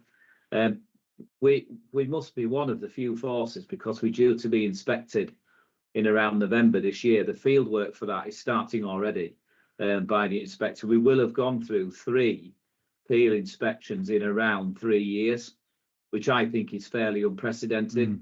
Obviously, about 2.5 years ago, there was a really negative inspection. The force responded and was inspected through another full inspection 12 months later. Actually, it was less than that. It's about 8 months later, and demonstrated some rapid improvement. So we have the next one that we're already preparing for at the back end of this year. Out of those inspections, you get areas for improvement identified, and the activity really that forces ought to be undertaking is to make sure that you can close those AFAs down with some good evidence to HMIC FRS before the next inspection. We're well on with that. So we had 11 originally. Some of these are short term that are fairly simple, others aren't. They require policy training and really demonstrating a high level of assurance that you're now doing what you ought to be doing. So that works ongoing. You can see of the 7 remaining, 4 closure letters have already been submitted on the HMIC FRS portal, and I'm meeting the Force Liaison Officer next week to try and finalise those. There's no indication that they won't be finalised. It's just to make sure that we're content. And then 3 other closure letters are currently in draft, and we have 4 AFIs that have improvements in progress, 3 of which are due by the end of June. So we'll be submitting closure letters then, and one of them which requires an ICT change, which will come at the beginning of autumn. I have no concerns that we won't discharge those AFIs before the next inspection. We're well on track to do that. Can I just ask, once you've sent the closure letters in, what's the process for ensuring that nothing slips back? So that's about having good governance. That's your governance. That's what the deputy chief constable's responsible for. So that's about governance, having the right data available at the right time to make sure that you've got good business monitoring processes in place. So stickability, I call it, so that what you've changed, is still delivering, and the organisation doesn't slip back to the shape it was in before. I think it's fair to say the force is in. You could never be complacent with this because policing is complex, which is why you need to have a healthy level of scepticism and real professional curiosity about your own organisation. And what I would say, and I'll just reiterate, I've said it before, is our governance processes. This morning we've had our force performance meeting that's chaired by the DEP. We have quarterly performance reviews of all our key business areas. Your office is welcome to attend any of those governance and scrutiny meetings to see how we do it and how we drive forward these businesses, and actually would welcome your input in that regard. Brilliant. Yeah, that's really helpful. And I think, this is all about, just trying to make sure that everyone is open to the challenges that might come in, but equally, as you clearly are, focused on the areas that have already been highlighted. Apologies, Scott, I interrupted you. No, it's fine. I don't know how much level of I mean, there's some really detailed slides after this that are there for information, really, and I know they'll be available, but there's 15 other. So Peel's the main inspector. That happens now every 2 years. There's other North Yorkshire Police specific HMIC FRS reports, 2 in the main. One was the integrity inspection that happened at the back end of last year, showing some good progress against those. Again, some of them are quite long term. They're not sorted in 5 minutes. If they were, we wouldn't have got them in the first place. And then 9 AFIs from the custody inspection, which we're also in the process of submitting closure letters for. 39 recommendations from other thematic reports, and then obviously some super complaints around stalking, harassment and other areas. So the way that we manage these internally, each AFI recommendation has a chief officer lead. They have their own assurance meetings to track progress and ensure that we're getting the traction and the progress that we'd want to see. And every AFI recommendation closure letter comes through me. And I take a view of. Just that custody AFI, where does that sit? In terms of? So I was just where the detail would be around someone, for example, who might be interested in one of the particular areas for improvement around. So Ben Mosley's the ACC who leads that portfolio. So within his portfolio meeting, he will have those AFIs with regular reports on and audit trails and all that kind of stuff. The majority of the custody inspection AFIs were particularly related to an ageing estate. So there was a lot of remedial estate works required to get the estate up to, that's now complete. So we've done the estates work that was identified regarding custody, and the other elements are just progressing to his portfolio meeting. So the only other slide Great. And the only other slide I just thought it might be useful to share in the meeting. I know the full slide deck is on the website if people want to look in the detail of the areas for improvement and what's happening. But the timeline I just thought was the other thing that would be just worth talking through very briefly. If we move to that, that's the Peel timeline, isn't it? I think. Yes. Yeah. So these slides are all available if people want to look at them. But this was the one I just thought might be just worth, because it's happening imminently. So I'll break down what some of this means. So you can see there that period we're in now, the AFI finalisation and closure letters that runs until basically it's the end of June, because one of them will run beyond that just because of ICT dependency with our human resources system. What we've been doing since the beginning of the year is we were able to obtain the COG, means the characteristics of good. So that's, if you like, the exam question that HMIC FRS will examine you against. So we are just about complete on a mature assessment of where the force is comparing ourselves against a characteristic of good, and they don't remain the same. So, for example, in this inspection coming towards the end of this year, we've got a couple of areas that are new. One is fraud. So the inspector will be examining how we perform when we get reports of fraud. And there are other areas there that have changed since the previous inspection that we're just comparing ourselves against.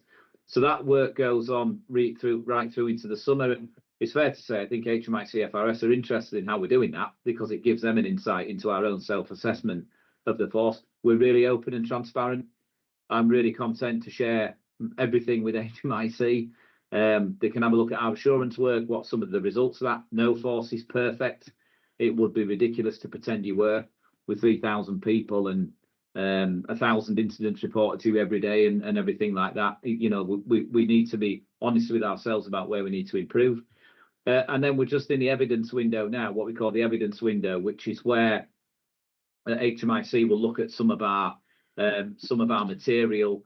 We have a document request that will come towards the end of this month. That's about 93 documents that we need to supply. That's looking at things like our strategies and policies up to date. They want to see our risk register.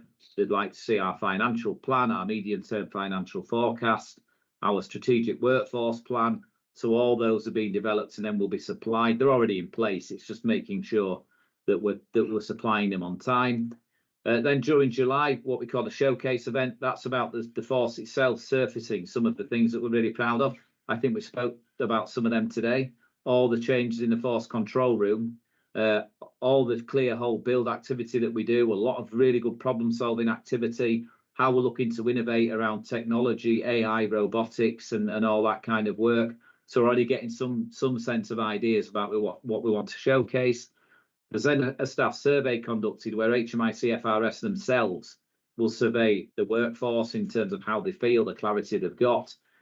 Then we're just drafting a strategic presentation, which is basically about an hour's worth of presentation. When HMIC come in, that's a real opportunity to demonstrate and signpost them to the areas that we think we've improved. But we also very openly say these are the areas we're working on and we need to get better at. And then during November is when the real intensive activity happens, really, which is when HMIC colleagues will be in force, walking the floor, reality testing what we've said against our policies and strategy and performance.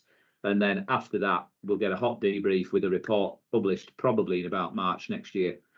But this isn't the circus coming to town. Actually, this is about a cycle of continuous improvement, working on the recommendations of made to you, and then in a way it's free consultancy. Yeah, of course it's accountable, and HMIC are independent and quite rightly the eyes and ears of the public.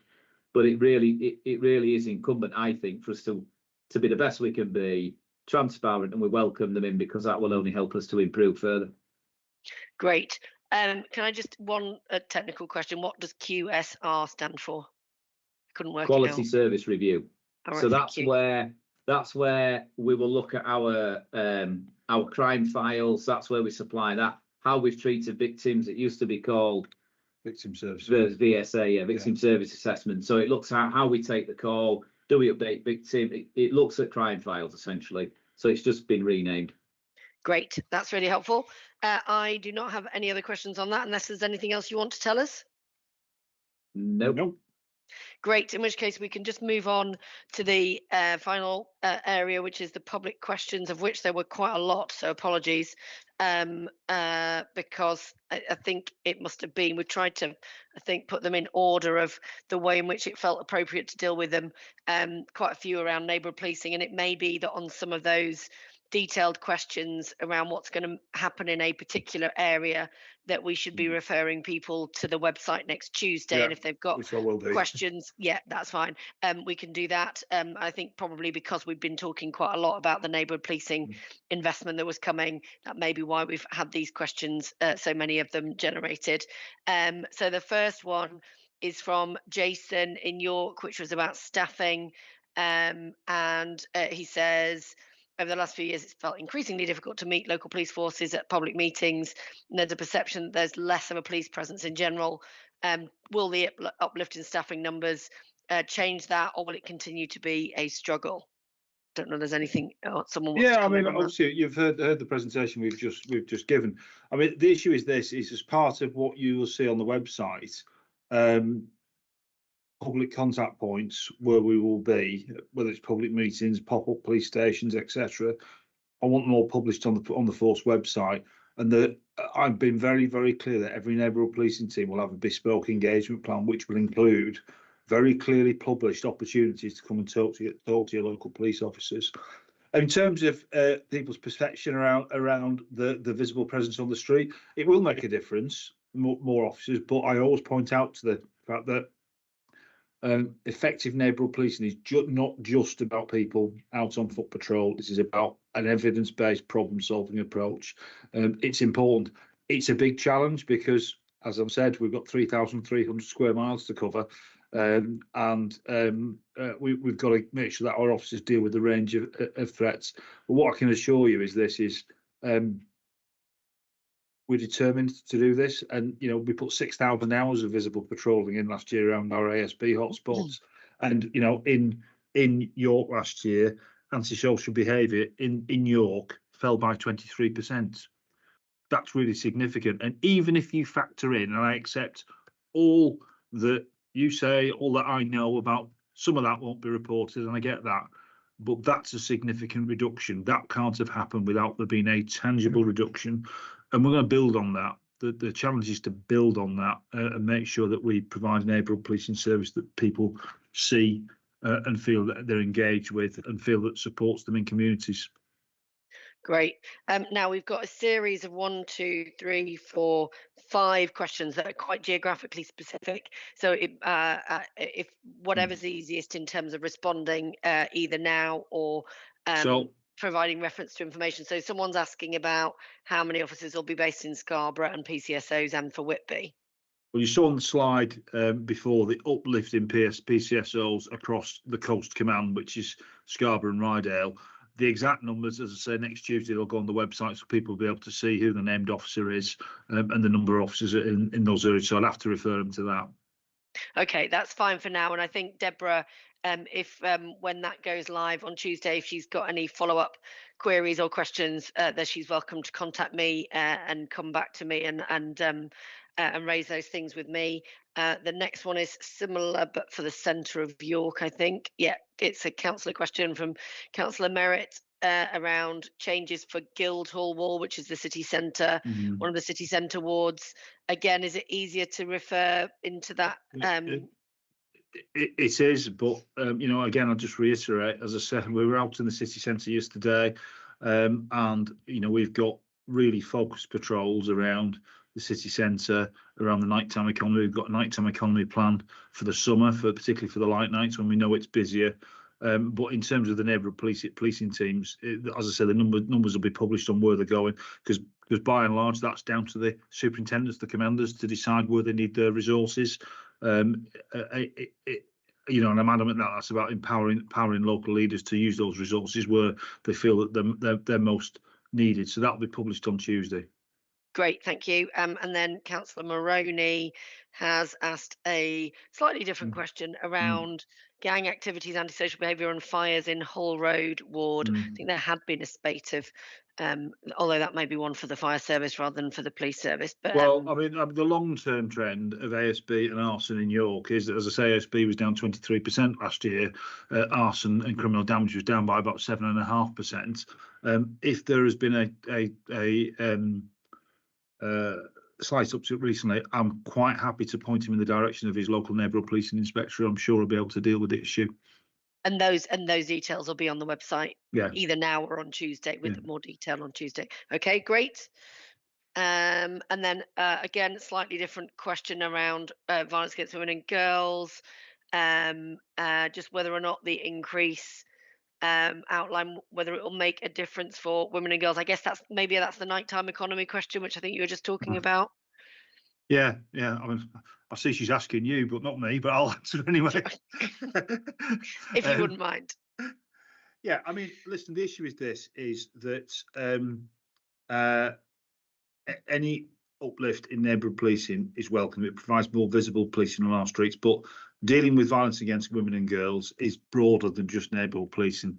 Got to think about what's your licensing strategy, what do we do in terms of our broader nighttime economy policing operation, what are we doing both in terms of covert and overt resources, what are our partnership arrangements around making sure that we are getting into schools, particularly to talk to young men about the importance of this. So it's a broader issue than just neighbourhood policing and the numbers of PCSOs that we've got on the streets. But the bottom line, as I've said, and as the presentation has indicated today, it gives us more resources. It will give us the opportunity to do some more targeted problem solving, particularly around problem locations, problem premises, and absolutely we'll be doing that over the course of the next 12 months and beyond. Great, thank you. And then we have a question from John in Richmond about PCSOs in Richmond and Catterick. I don't know whether that's true. I don't know whether it's possible to just clarify whether or not that is true. And well, I then PCSOs. I haven't got the numbers to hand, but that is not the case as far as I'm aware. We generally have more police officers in all our areas, but I mean I can come back to you on the exact figures, but PCS. What I'd say is this: PCSOs are a really valuable part of neighbourhood policing teams, and when you look at effective problem solving, and that's what delivers a reduction in crime, a reduction in ASB, rather than the intelligence. Getting out, being visible in communities is a really important part of that to allow police officers to do the enforcement activities. So we can get you the exact numbers. I haven't got them to hand. I did only see this question fairly late in the day. But what I wouldn't countenance is that somehow PCSOs are less valuable than police officers. They have a different function, but as I make the point a lot internally and externally, North Yorkshire Police is one team. It's quite a big team. It's a complex team. There are many moving parts, and they're all very valuable in terms of delivering the overall effect to the community. And just on John's second point that he was raising around PCSOs, asking if anyone's got any intelligence to feed in, presumably that's to feed into a wider investigation rather than that you're telling that PCSO, it's so that the PCSO can process the information into an investigation. Am I right? So we regularly go out. I mean, our PCSOs don't.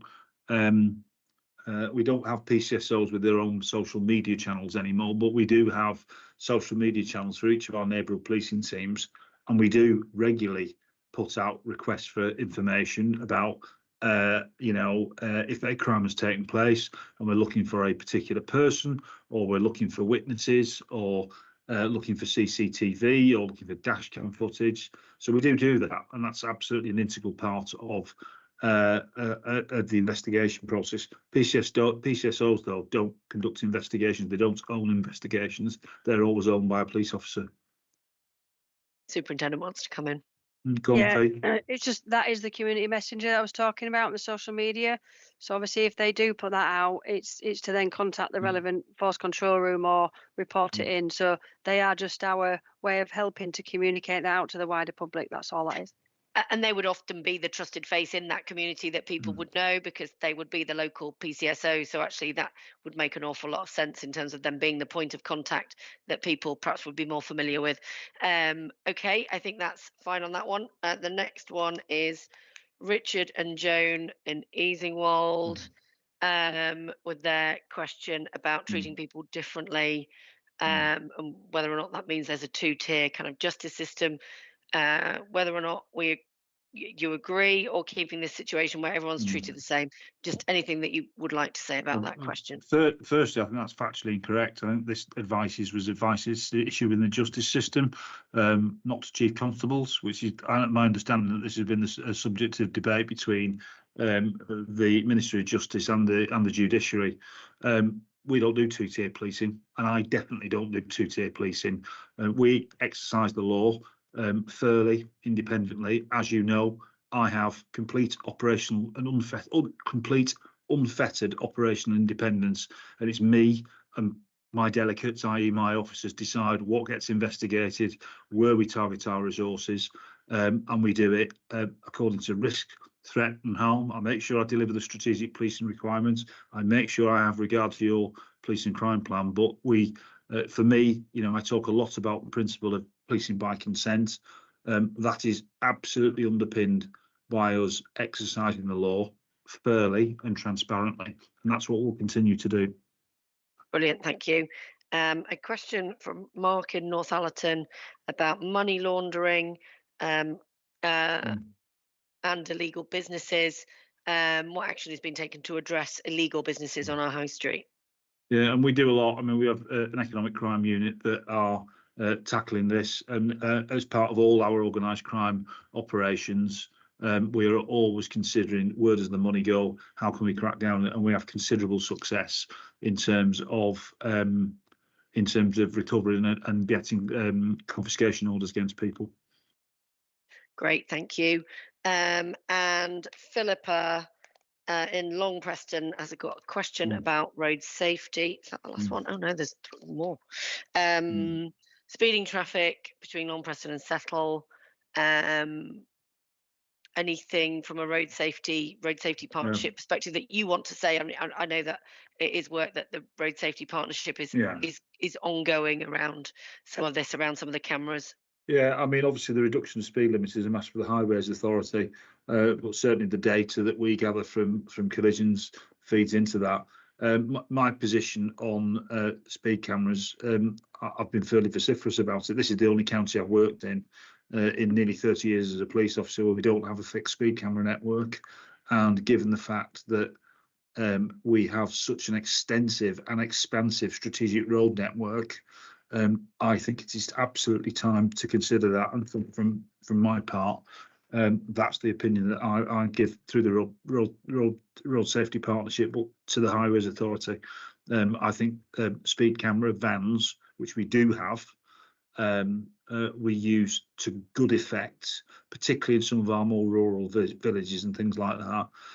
But I do think on our strategic road network, we need, to employ technology like average speed cameras and fixed speed cameras to make sure that there's a permanent reduction in speed in some of these areas.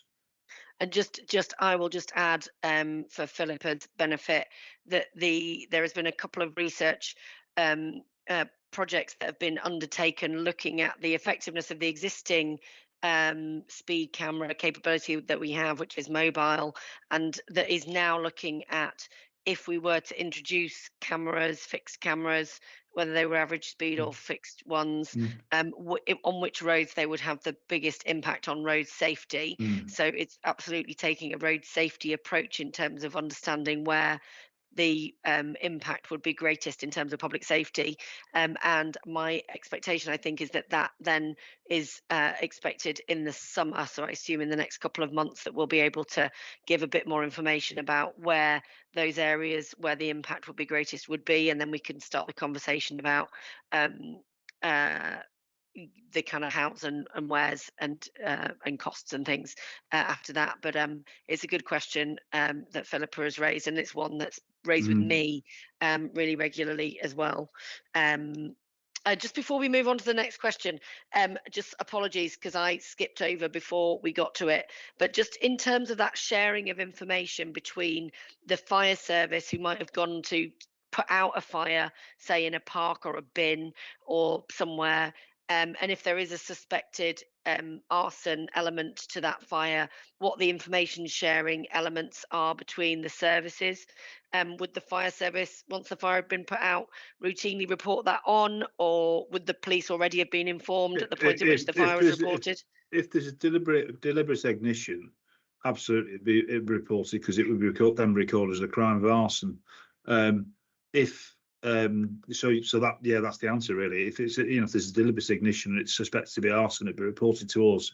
We put a crime report on and investigate it. And very often, if it and thankfully it doesn't happen very often, but if it's a serious fire, inevitably we're called to it at the same time the fire brigade anyway. Yeah. Yes, exactly. And I'm happy to Councillor Moroney, who's raised that, I will also pick that up just to make sure that the circle is fully rounded. I'll happily pick that up with the fire service as well, just to make sure that that's their assessment of it as well. Right, 2 more questions. Greta in Pickering has also asked a question around road safety. How many deaths have there been? Oh, this is quite a complicated question. How many deaths have there been that are not related to the roads versus how many people have been killed on our roads in 2025? And then well, I guess it's a wider question about our roads, the biggest threat to life in North Yorkshire, and understanding the consequences of it. I mean, we've talked about this a little bit just now in answer to the previous question, but I don't know if there's anything else. Yeah, I mean, I haven't got those figures to hand, but I mean, it's been a universal truth again in all the time I've been a police officer that far more people die on the roads as a result of road traffic collisions than are ever murdered. Thankfully, in this county, homicides are relatively rare, and it's really important that we do something about that. And we talk about, the key issues in road safety around speeding, mobile phone use, not wearing seat belts, drinking and drug driving, and we do have targeted campaigns around those. But I do think that the step change, particularly given the size of the county and the extent of the strategic road network, is to think about a different approach relating to speed cameras. And as I say, things like average speed cameras and fixed cameras, I think building on some of the capabilities that we've got would be a good thing, just in terms of slowing people down. This is not, I would be really clear about this, this is not about targeting speeding for speeding's sake. It is about getting people to slow down so less people are killed on the road, and anyone who's had a family member killed on the road knows the devastating impact that has. Absolutely. And the only thing I would add is there is a commitment in the police and crime plan, and I think in the fire and rescue plan, around Vision Zero, which is for zero road deaths in our region. And the Mayor and I are both committed to ensuring we make some better progress towards that going forward, because as you quite rightly just said, every one of those deaths on a road is absolutely devastating, both for the victim and their family, but also for the emergency workers who respond to those incidents. So good question from Greta as well. And another road safety question from George in Sherburn and Elmet around speed camera vans, around resourcing and whether it's an effective use of resources. I mean, sorry, before you jump in, I would just say anyone who is kind of prevented from, being killed in a road safety accident, then I mean, it's an easy sum to do, isn't it? Yeah. Look, the issue is this is about stopping people getting killed and seriously injured on the road, not about speeding per se. It is about stopping people getting killed and seriously injured. And as I say, when you look at the key causes of people being killed and seriously injured on the road, right up there is excess speed.